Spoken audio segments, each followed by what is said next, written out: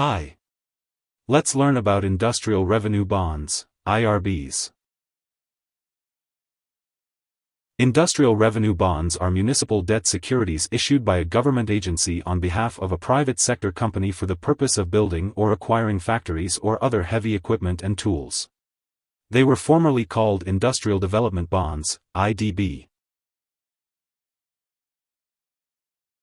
Municipal bonds, also known as munis, are tax-exempt debt obligations issued by a state, city, or county to raise money for major capital projects. One type of revenue bond is the private activity bond, issued by the municipality on behalf of private organizations to finance projects that benefit the community. An industrial revenue bond, IRB, is a variety of PAB, issued by the government on behalf of a for-profit company to improve the economic and employment conditions of its region.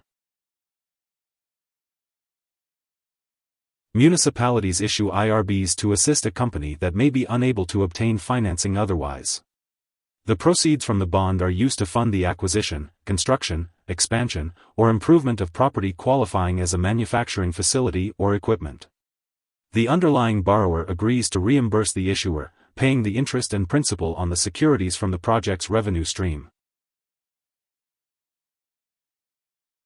Interest on IRBs is exempt from federal and state income taxes, resulting in lower nominal interest rates. Furthermore, the property developed using IRBs becomes exempt from many taxes, especially property taxes, until the bonds mature. If the company defaults, the bond trustee forecloses and sells the company's assets to repay bondholders. Here are 4 key takeaways. 1. Industrial revenue bonds, IRBs, are a type of municipal bond, issued by a state or local government on behalf of a private company for a specific project. 2. An IRB is a variety of revenue bond, specifically a private activity bond.